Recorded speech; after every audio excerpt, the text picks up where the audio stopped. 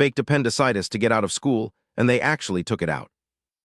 And I 38F was a kid I faked sick, ALOT. Towards the end of my 4th grade year, I realized I needed to up my game if I wanted to keep missing school.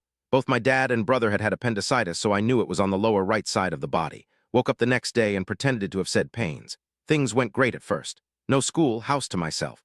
Then later that night, my parents invited my neighbor over who was a nurse. He asked me some questions and pushed on my stomach. Next thing I know, I'm being taken to the hospital. They run a myriad of tests on me. Weirdly enough, my white cell count was high even though I wasn't really sick. They do an ultrasound and I almost piss my pants. Those things are the worst. Lastly, they even send in the official diagnostic doctor. Basically, he's like House. He asks me all these weird questions and pulls and pushes on random limbs. I say how randomly, hoping I don't get made. They ask me like 35 times whether it's my first period, and after the 35th no, they send me upstairs to prep for surgery. This is when I start to internally freak out. I had gone too far and felt like I couldn't back out and was terrified my parents were going to flip out on me. So I went through with it. Recovering from surgery was one of the most painful experiences of my life.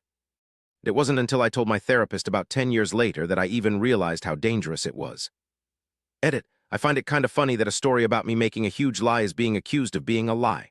Karma, I guess, lol. Second edit. Tons of people commenting about an ultrasound not being painful. They had to fill me up with liquids for the test, and then they pushed down on my bladder with the wand thing.